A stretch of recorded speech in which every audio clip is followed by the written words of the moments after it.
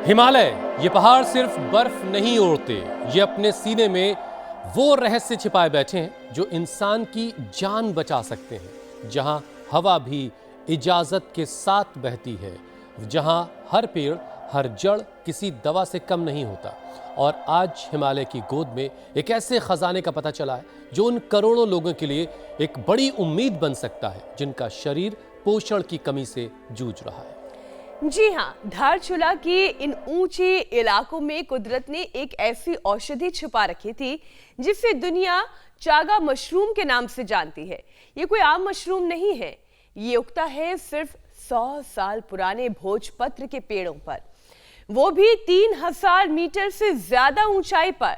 दिखने में ऐसा जला हुआ कोयला या मधुमक्खी का छत्ता। और सबसे हैरान करने वाली बात तो यह है कि अब तक दुनिया मानती थी कि चागा मशरूम केवल रूस और साइबेरिया के जंगलों में ही मिलता है। वैसे तो चागा मशरूम कैंसर से लेकर इम्यूनिटी और सूजन तक की कई गंभीर बीमारियों में फायदेमंद माना जाता है, लेकिन आज हम आपको बताएंगे इसका वो फायदा जो सीधे जुड़ा है देश की एक बहुत बड़ी हेल्थ इमरजेंसी से।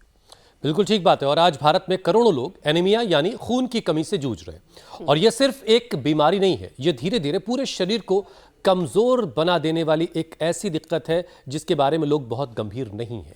दरअसल हुसैन, हमारे खून में मौजूद आरबीसी फेफड़ों से ऑक्सीजन उठाकर फिर पूरे शरीर तक पहुंचाती है, लेकिन जब हीमोग्लोबिन कम हो जाता है तो ऑक्सीजन की ये सप्लाई धीरे धीरे टूटने लगती है।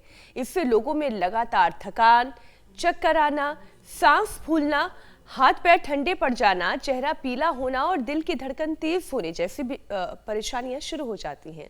वैसे खून की कमी की वजह से कई बार आयरन तो कभी विटामिन B12, फोलिक एसिड, पेट में कीड़े भी हो सकते हैं।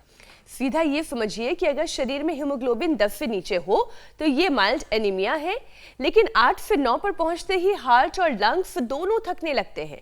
और अगर लेवल 8 से नीचे गिर जाए तो हालात जानलेवा भी हो सकते हैं। और यही वजह है कि खून की कमी सिर्फ एक इंसान की बीमारी नहीं है, ये पूरे परिवार की सेहत और भविष्य पर भी असर डालती है। और ऐसे में हिमालय से निकला हुआ ये दुर्लभ चागा मशरूम पोषण की कमी से जूझ रहे लाखों लोगों के लिए एक नई उम्मीद बन सकता है। और उम्मीद योगा भी है, जो रोज़ाना आपके साथ स्वामी जी खुद योगा के बहुत सारे आसनों के बारे में आपको बताते हैं। लेकिन चागा मशरूम कैसे आपको फ़ायदा पहुंचाएगा और साथ में योग अगर मिल जाएगा तो फिर कहने ही क्या। स्वामी जी प्रणाम, बहुत बहुत स्वागत है आपका। प्रणाम स्वामी जी।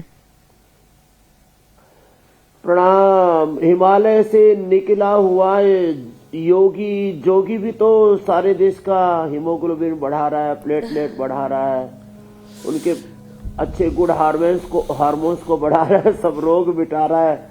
आप भी नई नई चीजें खोज के लाते हो, सुबह सुबह ऐसे उपचार के साथ समाचार देते हो, ऐसे ज्ञानवर्धन करते हो, उसके लिए आपको बहुत बहुत धन्यवाद मेरे भाई हुसैन जी, ज्योत्सना जी, अमित जी। और देखो, हीमोग्लोबिन बढ़ाने के लिए जो शीर्षासन कर सके तो बहुत अच्छी बात है, नहीं तो सुबह सुबह लोग कहते हैं खाली पेट योग नहीं करना चाहिए। तो हमने अपनी बेटी सरिता को बोला, बेटी आज तू पहले अनार, गाजर, चुकंदर का जूस पी और उसके बाद जो है योग कर, और मेरे जितना हीमोग्लोबिन बढ़ा लो। मेरा हीमोग्लोबिन 17.5 है, और इधर ये हमारी श्रद्धामयी बेटी सरिता जी और हमारी पूज्य साध्वी देवप्रिया जी और हमारे श्रद्धेय डॉक्टर यशदेव शास्त्री जी साहब योग में जुटे हुए। कपाल भाती, अनुलोम विलोम 2 ही कर लो,